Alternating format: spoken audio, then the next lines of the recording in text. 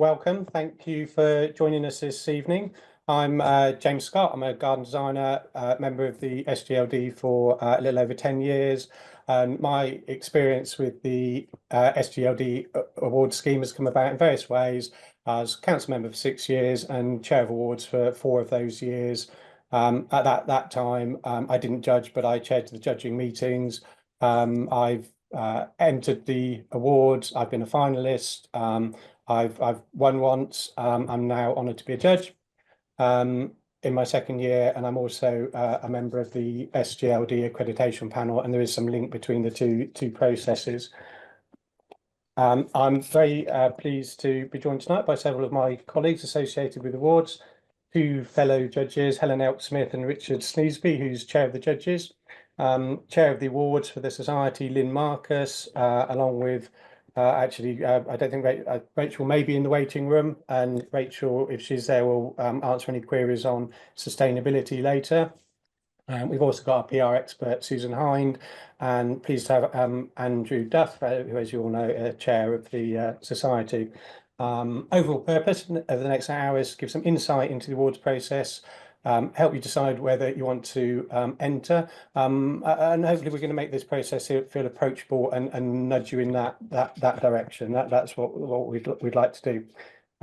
Simple agenda. I'm going to have a short overview from me, plus some input from colleagues, from Suzanne, and then we're going to have devote at least half the time to questions and answers. So, why enter the awards? Building your professional profile, it's never just going to be one thing. It's always a mixture of activities, delivering good work.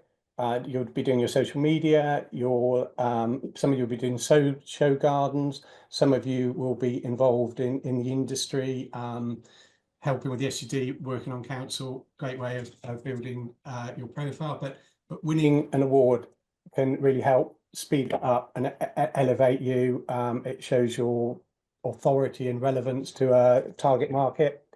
You want to attract quality clients. Quality clients will be influenced by an award-winning designer. I believe the SGLD awards are the highest standard awards in the industry. The SGLD get great coverage through the press, with Suzanne and her team, and as I said, Suzanne will talk a bit more about that shortly. You get respect.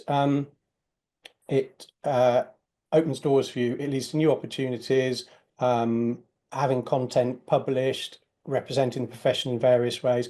Basically, become better known, and this leads to more opportunity. I always think that winning awards is really good for your business as well. It can help attract new recruits. It can help with suppliers and landscapes who respect the fact that you're an award-winning designer, and I think it also promotes the standard of work within your business as well. And last but certainly not least, is it feels great. Winning an award, getting recognition from your peers. The night itself is great. The fantastic networking opportunities with it. But on a more reflective note, I think it can really boost your own personal confidence. A lot of people have a touch of imposter syndrome at times, and I think it can really help with that. And I think it's good to remember that being a finalist gives you nearly all those benefits, as I've been a finalist a few times. Beaten by Helen Elk-Smith at least once. So judging, what's the judging process? It's obviously important that the judges are independent of SGLD Council. We all do it on a voluntary basis. Most of us are fellows or members of the Society or the Landscape Institute. Everybody's independent of the SGLD. The panel retains some continuity every year. There's a small changeover for one reason or another. I'm, as I've mentioned, an accreditor for the Society, and there's a little link across there. But we also have outside perspective from the likes of Claire Foggett, who is editor of the English Garden magazine and our media partner. So the process, it's fairly straightforward. We once all the entrants are in, Jill and her fantastic team will put all the entries together. They send them to the judges. They're anonymised, so we don't know who the designers are. The judging criteria is linked to the society's criteria for accreditation, so that the same design standard is set for both the accreditation and the award. So it's worth having a look at the available guidance online for that, and the judges are given that, so that the SGLD sets a benchmark for what they want the awards to be judged against, and then the judges use that criteria to independently judge the gardens. Once we actually individually score the gardens at that point, we then we meet together and we go through a process. We decide which gardens we think are we want to visit, that we think are potential finalists or winners, but we haven't made any firm decisions at this point. And so we judge. A judge might do 4 or 5 gardens, but we do it as pairs. And once all the gardens have been visited, we meet again and we debate in some depth which gardens we think are the finalists and which ones will become the winners. We don't choose the Lifetime Achievement Award. That's bestowed by council, and the People's Choice, as you know, is voted for by the public. The student awards follow a slightly different process. So what makes a winning garden? I wish I could tell you exactly, but there's no exact answer to this. As we know, the design, it's a creative process, and it's not surprising there's no absolute answer. But we're looking for something that is creative. There's some bit of innovation there, something that's got a bit of a wow factor. But it's Leonard Cohen said, if I knew where the good songs come from, I'd go there more often. There's no sort of set formula of how you write a song or create a great garden design. We do, as I say, we go into some depth, so it's really worth making sure you've got your when you're putting together your entry material, you are putting together a really good package, because this is what we see. We don't want to see 50 photographs of a plant from a slightly different angle, but we do want to see a nice range of the garden and not wonder why you haven't photographed that half, for instance. But a winning garden or a finalist garden, there's always going to be a design-led solution, and there's going to be a bit of a wow factor to it. We all know that a good garden design can change the way you feel in a positive way, and I suppose we're looking for a little bit of that.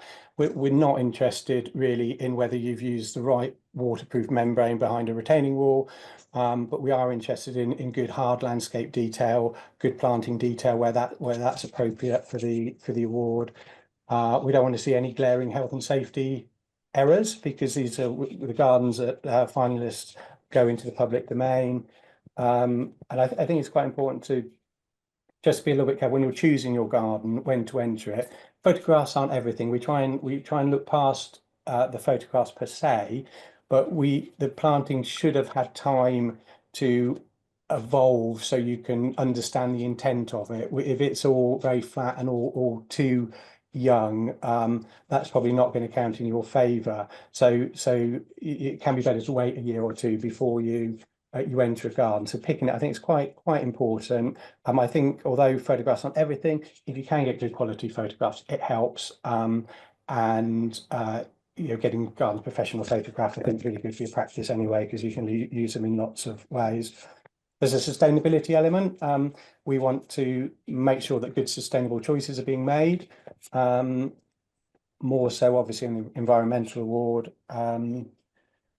And if Rachel is here, she'll probably take any questions on sustainability that comes up. I'd like to debunk a couple of myths that big budgets are essential. Well, that they're not. Gardens often beat with lower budgets beat gardens with bigger budgets. I think in one category this year, the garden that Sally Bower won with She won against another garden that had over 100 times the budget. So it's not about budgets, and likewise, it's not a case that the big names win. We don't know who the designers are, and you know, well-known designers do win because they're good designers. And it is a competition. It's a high standard. But this year, I think we had nearly half the winners were first-time winners, and I'm fairly confident some of those were first-time entry. Lucy Conachi and Jane Heather, they won in a category where that was open to full members. So that they won, and the entries are anonymized. So we don't know when who the designers, and we don't know until the same time that you know when when Suzanne sends out the list of finalists. That's the first time we see the name of the designer against the garden. And if you unlucky and you're not shortlisted, then we never know. And apart from Jill, nobody actually knows who the designers are if you don't become a finalist. So how to enter? It's pretty straightforward. You go to the website, all the information is there. I think it's really good value. I think it's half the cost of a lot of other awards. We enter some others, and I think it's early birds £149 or something. We've just entered Pro Landscape Awards and it's £350. So I think it's cracking value, especially when you look at the PR value you get if you do manage to get through to become a finalist. I've mentioned before, you've got to invest a bit of time into doing the submission. So once you've invested a certain amount of time, make sure you invest enough to put a really good package together. Initially, it is a paper exercise for us to decide which gardens we want to visit, and we will look, especially in the gardens that are more debated, we will start to look back at the client brief and how does it relate and so on. So it's putting a really good package together, but without lots of unnecessary information that tends to confuse, like lots of different photographs of almost the same angle. We sometimes get really long, if there's so many words you can use, but you don't score points for using all of them, especially if it's getting a bit repetitive, because we want to be able to see quite quickly what the real sort of nuts and bolts of the entry is. And then we've got some dates. I won't read them all out, but you can enter now. And we have our meetings. We judge over the summer, and then hopefully quite a few of you will be on the list of our finalists when we announce them in September. The student awards are on a slightly different timetable. They are launched to fit in with the college timetables and the students, and so that students can enter their final project. So the judging's over the summer. It's a paper exercise. It is a different judging panel. I don't actually know who the judges are this year, and the finalists are announced in December, and the awards are in on February the 6th. And I definitely hope we'll see some of you there. That's really the end of my overview. I'm going to invite Suzanne Hine to say a few words initially about the PR aspect, and then I think Richard may say a few words, and then we're going to have we're going to go over to questions and answers. So thank you very much, and just to reiterate, the main thing we want to do is try and make this process feel approachable for you. Suzanne. Hello everyone, I'm Suzanne Hind. My company is Hind & Osen, and we've been working for the Society for about 15 years now. And together with Helen Elp-Smith and the team at AMS, we set up the awards together in 2012 for the Society. I just wanted to start with some quotes actually from winners, just because we ask winners every year if they could tell us why they loved entering the awards, what it's done for them, and we get really enthusiastic, glowing feedback. And here are some of the nicest ones I thought that sort of really show that it can really sort of turn your business around and propel your profile and particularly if you're starting out in this industry. So James is going to be my slide turner. So if you wouldn't mind, James, sorry. And sorry, Suzanne, I just forgot to say one thing. If anybody out there's got some questions, if you could pop them in the chat, please, so we can just see what they are, and then we'll invite a few people to ask their questions. So I know James has touched on benefits briefly, but from a sort of more PR and marketing perspective, I think that sort of just being part of one of the most important events in the industry is really key. There are the LI Awards, the Bali Awards, the Pro Landscaper Awards, but I think the Society Awards are really the most consumer focused. And I personally think they've got the highest profile in the industry. And there's certainly from a press point of view, we're one of the few organisations that put budget behind PR. So it's really a benefit from that perspective. Definitely you can raise your profile and elevate the work of your studio. I think having your work recognised and celebrated, not just at the ceremony, but beyond that. There's about 400 people at the ceremony averagely. And I think last year, 10% of those in the room were shortlisted finalists. So there's, you're starry VIPs at the event, I think, and it's a really fantastic opportunity to network, meet journalists.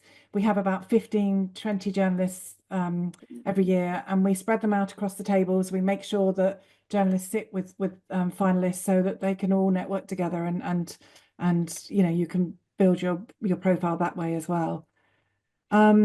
Generating new business leads, boosting your visibility on social media. It's not just the SGD platforms, it's obviously your own platforms.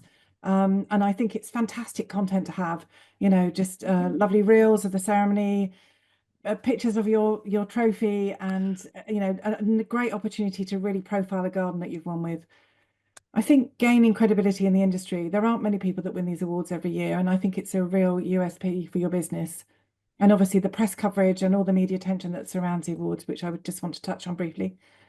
Would you whiz me over, James? Thank you.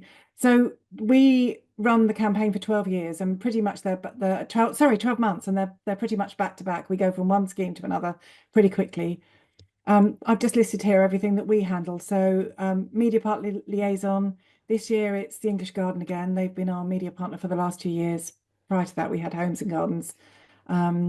They do an awful lot for us. They sit on the judging panel. We get digital coverage, print coverage, and social coverage from them.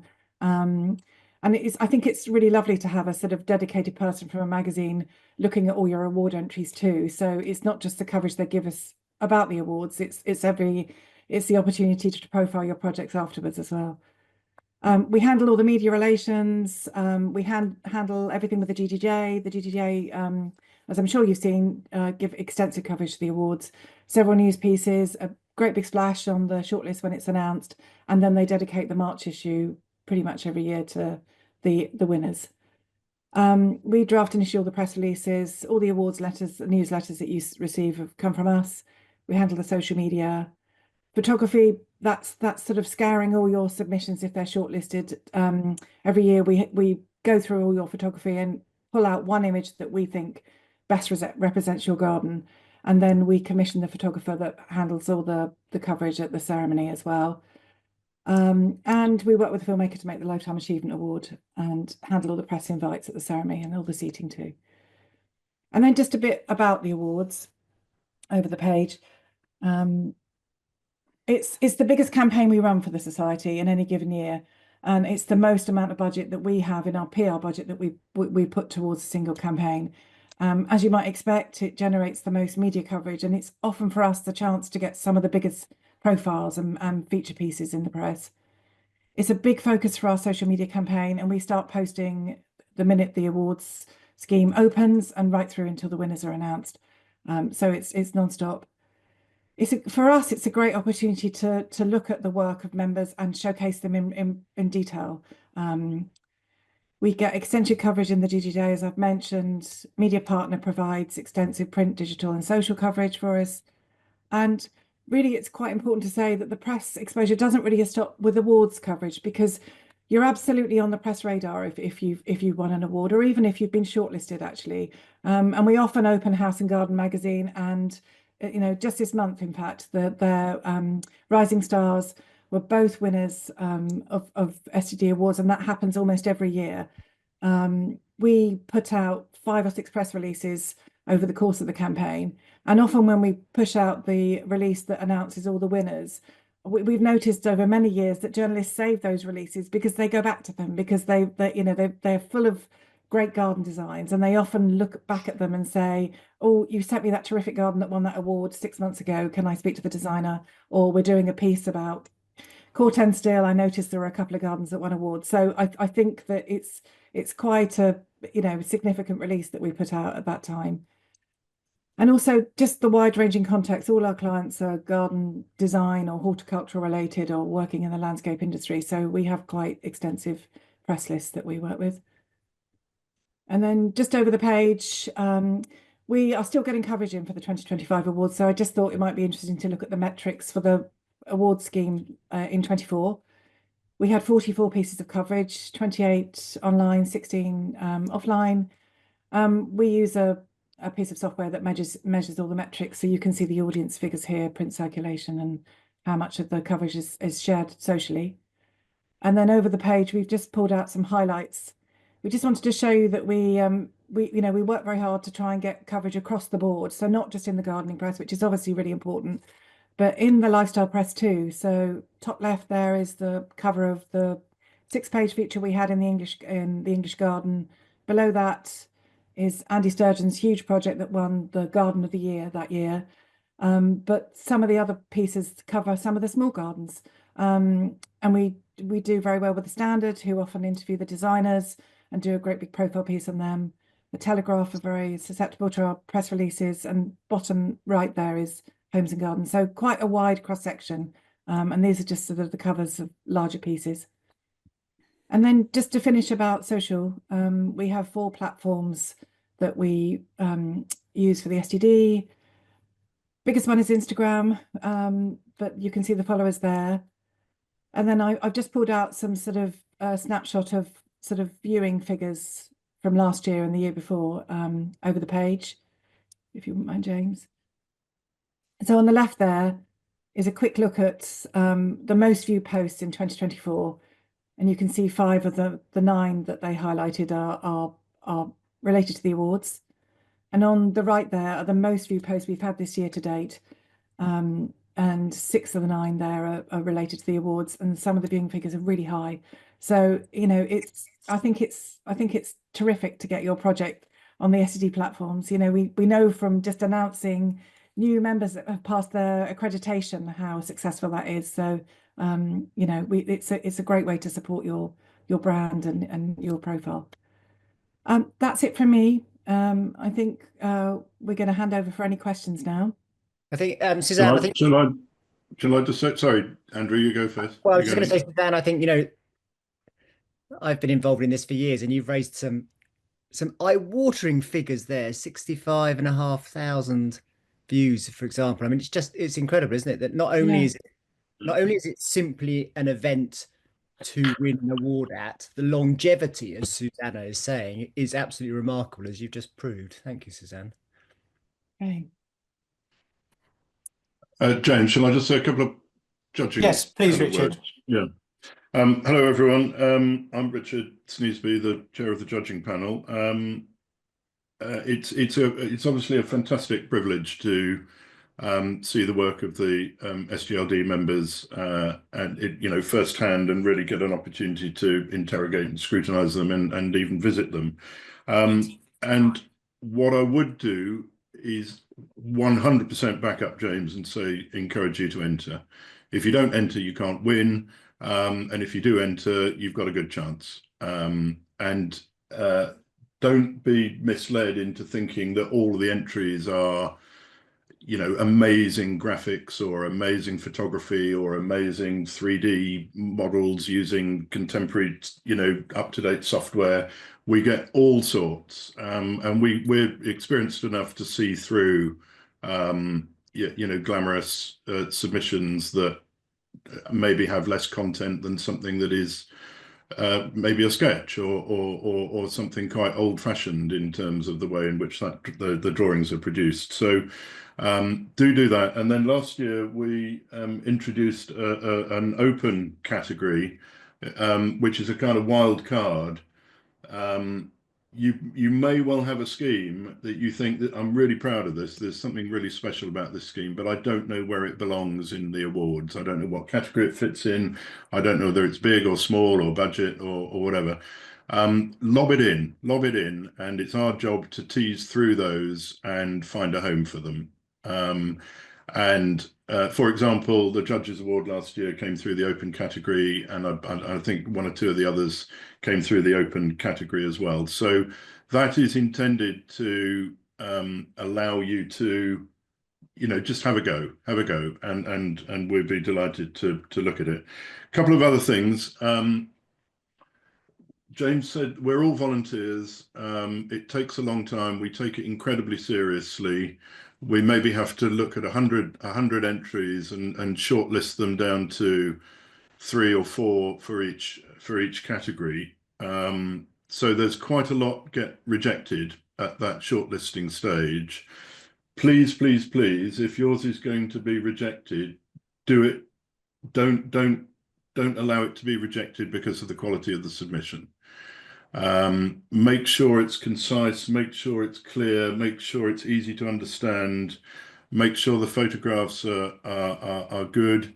Don't back up again what James said. Don't submit something that you planted last year if it's not reached maturity. Wait a year, maybe a couple of years, and submit it then when it's really kind of doing its stuff.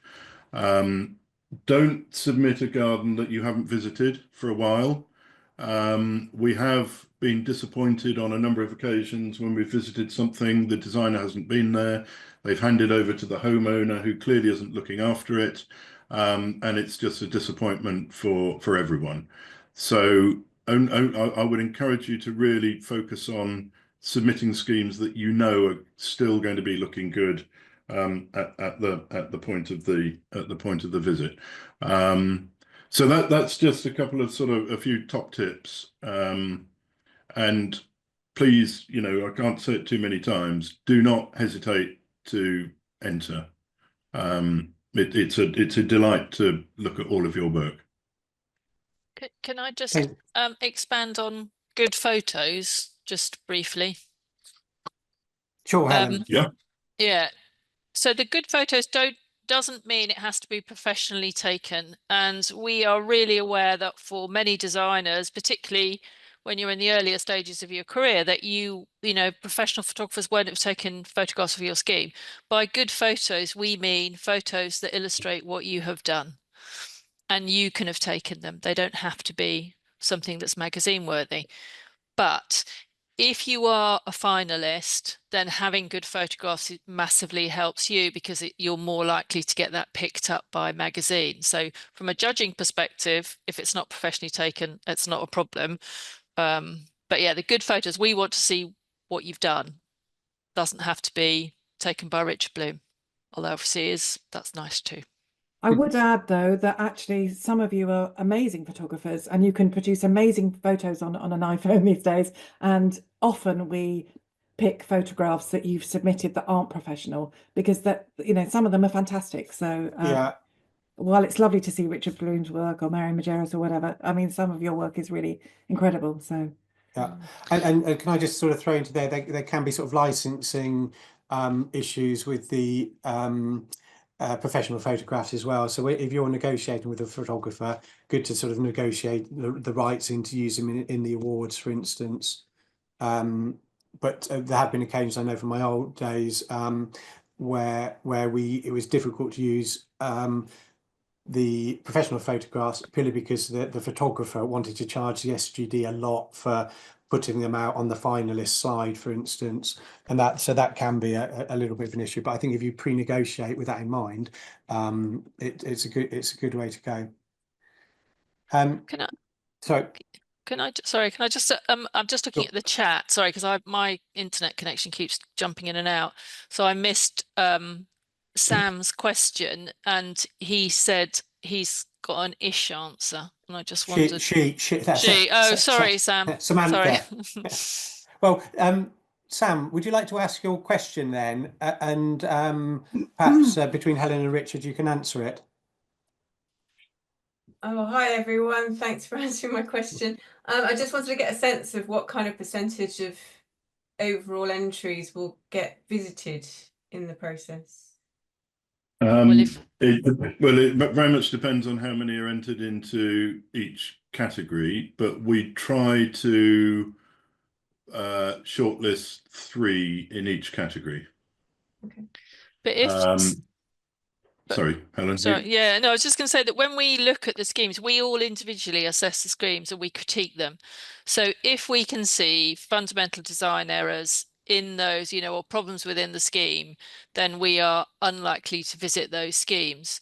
But if once we've pored over them all and we have had, you know, kind of pretty serious debate and spent some time talking about it, we think that they are good schemes. If it was a category that had 10 fantastic submissions in it, we would go and see all 10. So it's not, you know, preset number. Yeah, it depends on what we are finding. If it's good enough to be a finalist or good enough to be a winner, we go and see it. Is that helpful? Mm-hmm. Yeah. There is a little bit, Sam, of a luck of the draw here. If you may not win in one year where you would have done in another year. Yeah. If there's a better scheme than yours, you don't win. So that's frustrating. Yeah. But I guess the same applies to, you know, the Oscars or the Tonys or the, you know, whatever. And it's not always unanimous either. No. Well, you know, we have quite a lot of debate about it. So you know, there's definitely, since I've been judging, there have been some schemes where the work is so tight. You know, we're not all agreeing, and that's not to say, and I think that's a really good thing. I think that's a really positive thing about the awards and the judging. Yeah, and I'd say, remember my comment about you, there's a huge amount of value in being a finalist as well. So you met, you know, there was the scheme that won Sarah Eberly's garden was a fantastic garden. You know, it was a real sort of blockbuster garden this year. And you know, there were other gardens up against it, and it was you know, that was tough, but they would still get a lot out of being shortlisted or becoming a finalist. So it's not all about winning. I would agree with that, James, and we're very conscious of that as a judging team. You know, that the point of this, one of the major points of this exercise is to give everyone an opportunity to develop their business and promote themselves. And if by shortlisting, you know, everyone who's worthy of being shortlisted gets you into that category, then you're you know, it's almost the same as winning. I mean, we're looking for good work and we want to reward good work. And as Richard said, it is an absolute pleasure to judge it and to see that good work. If we see it, absolutely, that's what we want. We're not sitting there trying to pick holes in it. We're trying to find really good work. Yeah. But obviously to do that, we do pick holes in it a little bit, but you know, it is a joy. It's a positive thing. There's a question from Claire about the format here, portrait or landscape. Bear in mind, all of you, when you submit, these arrive to the judging panel in PDF form. We look at it on a screen. We can zoom in, we can zoom out, we can, you know, we can interrogate these drawings at 1-to-1 scale if we need to, just on our screen. So don't worry, as long as the resolution of that image is good enough to be able to zoom in and out, doesn't matter whether it's landscape or portrait. Oh, brilliant. There's a question from Andrea about hand drawn or CAD. Andrew, would you like to ask your question? Yeah, I was just thinking about it because I'm in the process of learning Vectorworks, but I'm not professional in that yet. And I've seen most of the categories have these wonderful designs presented. And I'm just wondering in terms of, judging and later on presenting. And Helen, you just mentioned that maybe the media is picking up those professional looking things earlier than other things. So, it's just a question mark in my head whether it has an impact on the whole process or not. So shall I Okay. quickly take that one? In my opinion, no, it doesn't matter. It doesn't matter from the point of view of as judges, we don't care whether it's hand drawn or whether it's drawn on CAD. We care about whether it's good design. Helen, would you like to add anything to that? Yeah, we're looking for good design, and we're looking. You just need to make sure that you have communicated that to us, that you've shown us what you've done in a way that we can understand that. We haven't, at that stage, we haven't seen the garden. So, we're really interested in what the garden looks like, what starting point was, what value, how you've changed, what your proposed changes are, and we can see what you've done. You can, as long as it's clear communication, I'm really good with that. I don't know, it's really worth anybody who's feeling a bit uncomfortable or they're not sure about this, look up, see online if you can see the drawings for the mini car. There's a fantastic piece of design communication that was done on, I think, sort of squared paper in pencil, and it's very sketchy. But when you look at it, you go, "Oh yeah, that's the mini." So Yeah. What I would say, Andrea, is these are real gardens, so they're accompanied by photographs of the real garden. Very often, the drawings that are submitted, the plans, the sections, the elevations, even the 3D model views, sketches, whatever, are there to guide us around what we're the real garden and where it's come from and the genesis of the idea and the concept and to some extent how closely the finished garden resembles the drawings and so on. I would qualify the hand drawn versus computer drawn. Hand drawns are fine as long as you can draw.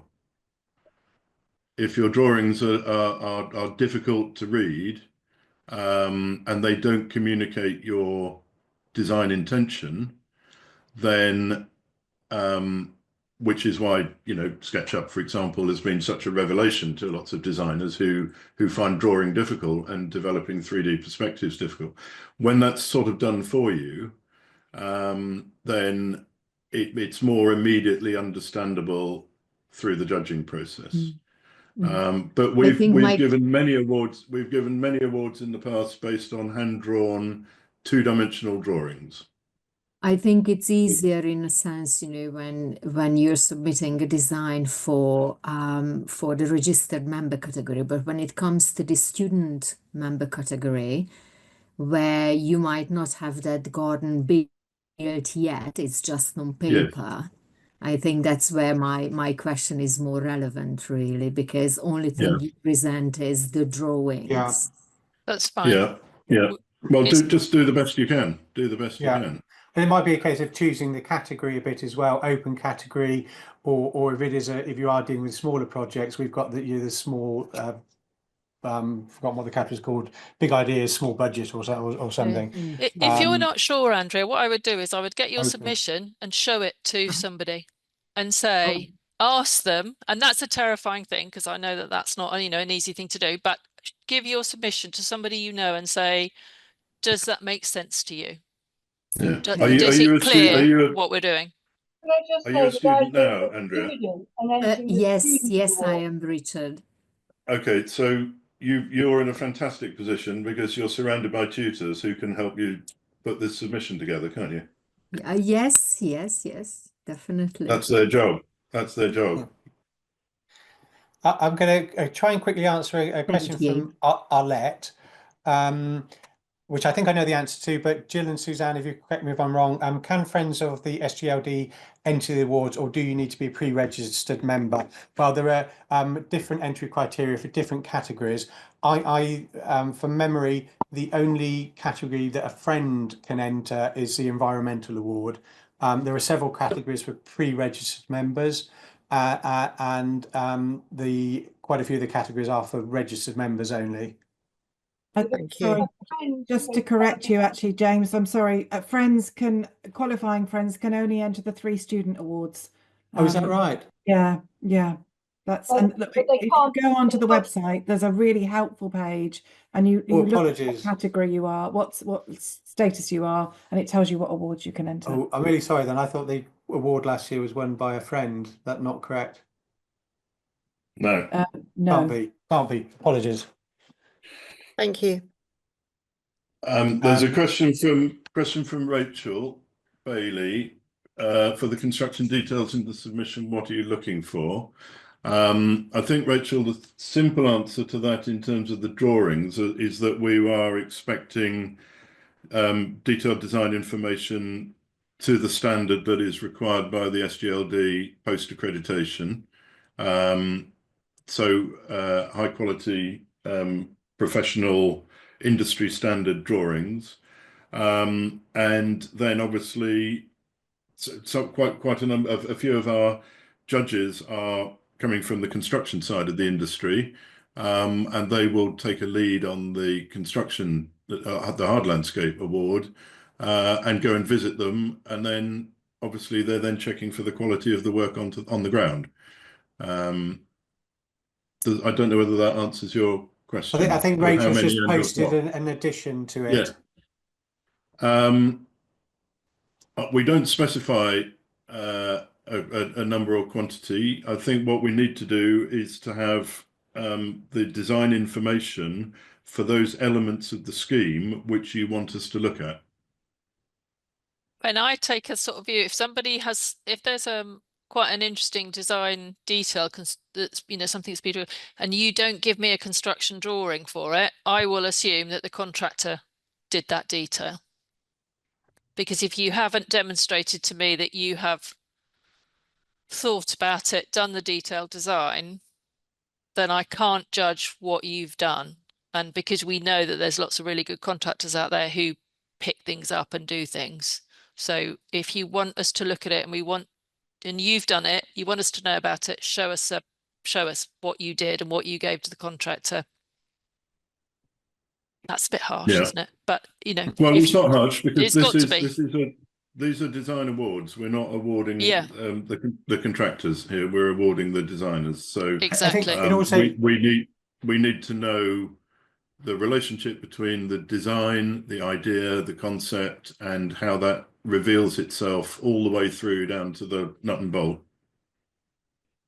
Yeah, I think it depends a little bit as well what category you've entered. Obviously, if you're putting it into the sort of the landscape build category, then we're going to be looking much more at the detailing of it than planting category would be different. So it does vary a little bit depending on the category. Yeah, I'm not sure that I quite agree with that though, James. I do sort of feel like one, you know, like Andy Sturgeon's that roof garden that he did, which won the Grant Award, the level of technical detail there, that mattered. You know, that really did matter, and that definitely influenced the judges. Not only it was a great design, but it was also the technical expertise to do something to that level and to that standard. And I think if you are a designer and you are trying to communicate, it's all about communication. Communicate to us what you've communicated to the client and what you've communicated to the contractor. And if you have, I mean, I do think it matters actually, the construction details. I think if it's relevant to the skills you've shown, then certainly, you know, we want to see that. Yeah. Does that answer, Rachel? Yes, thank you. Fab. We might just touch on another thing. So James said in one of his slides at the beginning that money is not critical. We do ask you in the submission for a cost for the garden per square metre, and that does get talked about in the judging process. And it's not about the number. It's not about the budget. It's about the value that you've added to that budget through good design. So if your budget is £10,000 and you've created something extraordinary from packets of seed, that can be as extraordinary as having £1 million and just buying a whole load of big stuff and employing the best contractor and buying the most expensive materials. We are, and you have to contextualize that within your submission. So we need to know why the budget was what it is and what you've done with that budget, and that you are representing best value for money and a safe pair of hands to do what we do as designers, which is to spend our clients' money. Absolutely. And we've also had schemes where they've had very big budgets, but they've had a very big budget and there's been an awful lot of construction with an awful lot of over design that has not got very far. That No. actually, because it's not good design. Yeah, we've seen very expensive, completely soulless gardens. Yeah. And they would get, rejected at the first hurdle. Yeah, absolutely. We've had a question from, I hope I'm pronouncing this right, Asiya Mahmood, asking us to say a bit more about student submissions. Is there anything sort of in particular you wanted to find out about?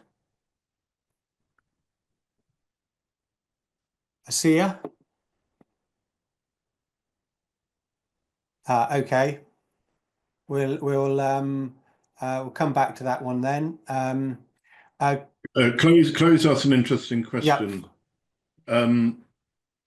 Can you submit the same garden the following year? Can you have another go? I don't know the answer to that. That's a question. Jill, I think. do you know? I can answer that. You can submit the same garden again, but you can't submit it into the same category. Oh, okay. Okay. Which comes back to you've got. Yeah. Go on. But you could sneakily do it via the open garden route, though, couldn't you?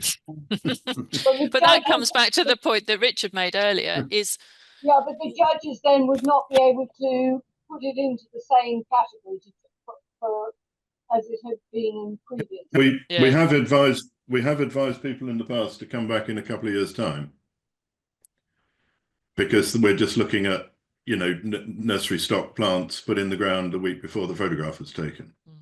And the reason that this isn't us just being bloody minded about sort of new gardens.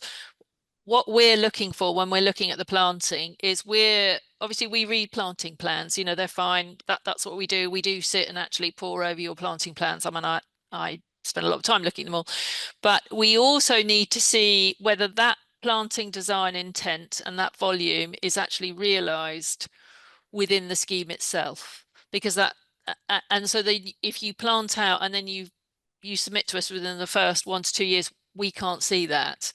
So you really want to be letting your scheme, unless the client's got really big budgets, big pockets, you want to be submitting that when the planting starts to fill out. But if the client has overplanted, then we want to know what your strategies are for how you would deal with that. If you've got a really full garden, and essentially it's a bit like a show garden. So just really think, are you showing us? The timing is important, isn't it? Because if it's too young, we're not seeing it in exactly the way Helen's just described. If you leave it too long and you're no longer involved in that garden because you've handed over to a homeowner or whatever, then there's no guarantee that it's looking its best. So I would say on average, most of the entries that we see are probably in year 2 or 3. I would say. I think you have to make, I think Richard's absolutely right. You have to make a judgment. We're all designers, so we're all control freaks. You have to make a decision about how much control you've got of that scheme and when you might lose it. I know that there is a scheme that I entered into the wards and actually did very well. It was fine. I entered it because the house was for sale. So I didn't know whether I would ever, it would be seen again. So you just sort of have to look at each project as it time and be a bit of a control freak about it, because of the issue that Richard said, is that sometimes schemes get ruined and not always, down to it not being a good design. There's lots of reasons why planting schemes go adrift. We've had a question on the same subject from Anita and Richard about entering the student awards, and can you enter the second year with a different student project if you've graduated in between the years? Now, unfortunately, I think I might have to defer that one to Jill, actually, if you. Yes, I mean, they can enter, a student can enter over a period. They have to be a student member and a student when they actually design the garden that they're submitting. So they can submit. There's quite a few little bits and pieces around it. So it is the best thing is for people who are seriously interested to look at the rules of entry, because you can a student who is a student member in 2024, 25, and going on into 26 can enter in the 26 awards. Can you just clarify that, Jill? Because if you're a student and you graduate, or you finish your course in, if you graduated at the end of 24, for instance, and you were both a student and an SGLD member, student member, when you did the project, you could enter it in the 2026 awards. So it's when you did the project, not when you submit it. It's when you did the project, but a student there's quite a span of time that a student has to enter the students' awards, and they can't enter both the student awards and the main awards. So if they do enter the main awards as a pre-reg, they can't enter. Okay. So there's quite a few rules there, and it is the best thing is to look at the rules on the entry information. Okay, there's a question from Yvonne here, which was, do we visit the gardens abroad? Yes, please, would be my answer to that. No, we don't. I mean, sometimes gardens have been visited by judges just coincidentally. We don't visit them, and actually, even if judges have visited it, we make very sure that they don't tell us who the designer is. We have to maintain the anonymity of all of this. I as chair of the judges, I was at the award ceremony this year. I would think 85% of the people I didn't know who'd won until the night. So it was a surprise to me.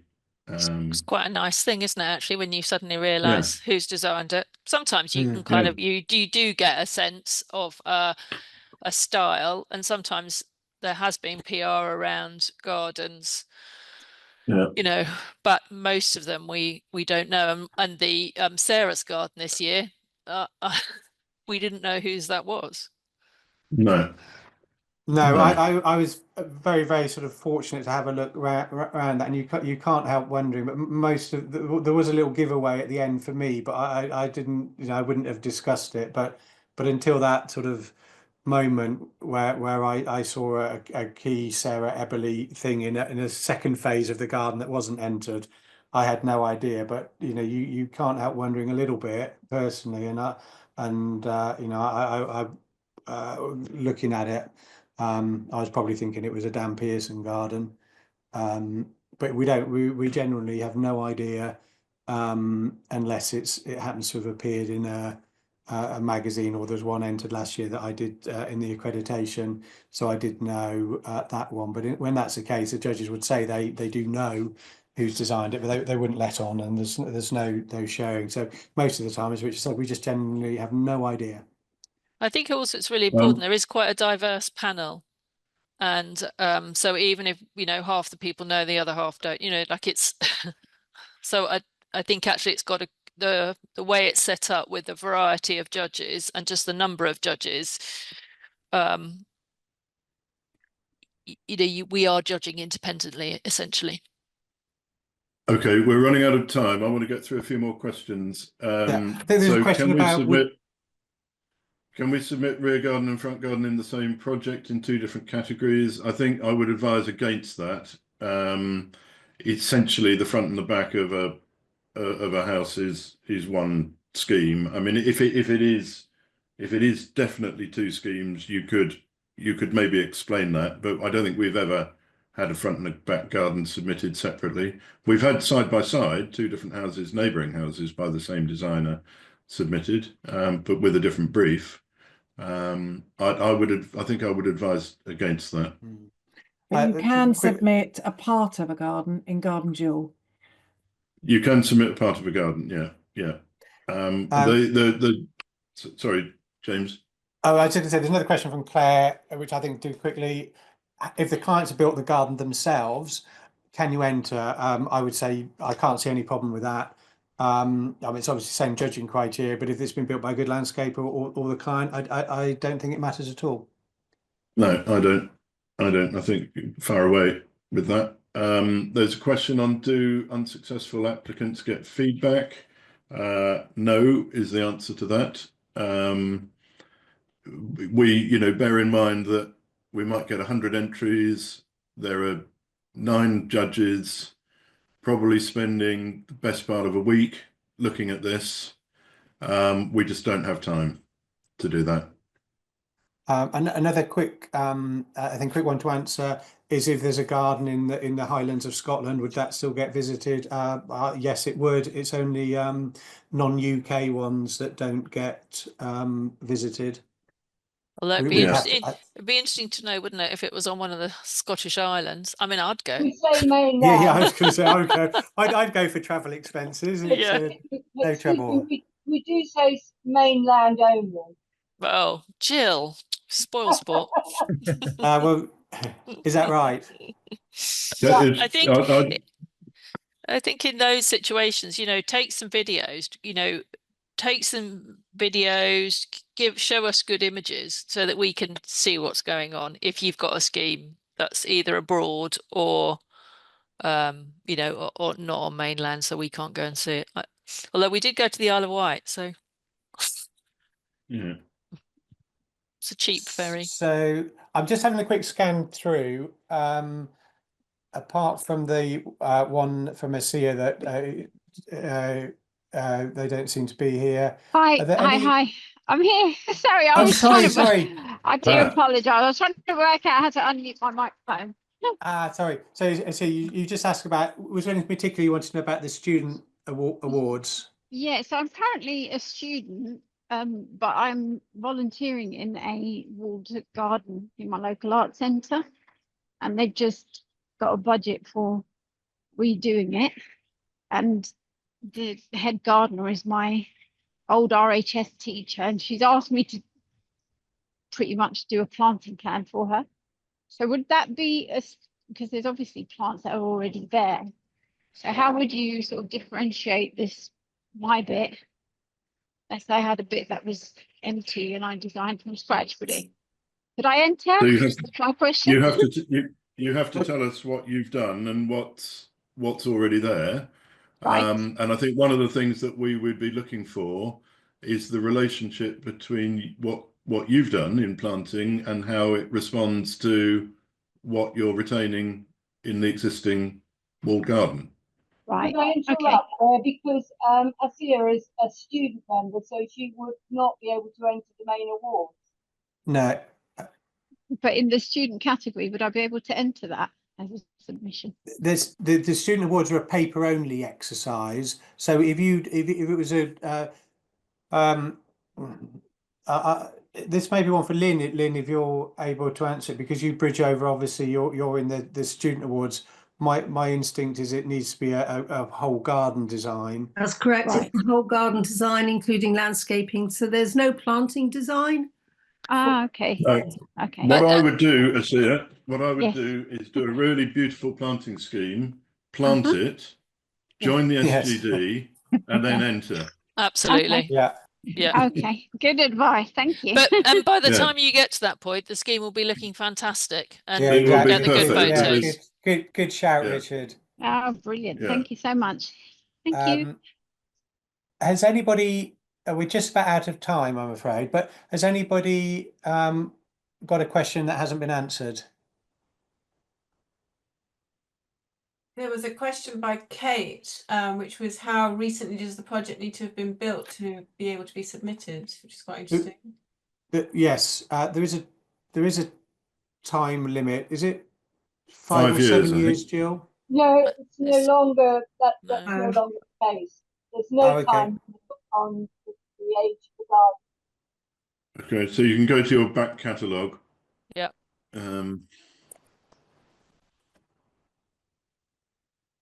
Okay. Thank you. Great.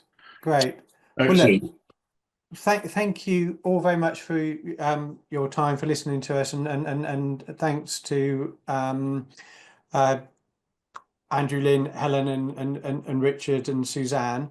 I hope we've been able to answer some of your queries, and I really hope we've maybe nudged some people in the direction of wanting to enter, because it's a great thing. It's the best awards in my opinion, and yeah, we'd love to see you enter, become finalists, and then see you in February next year.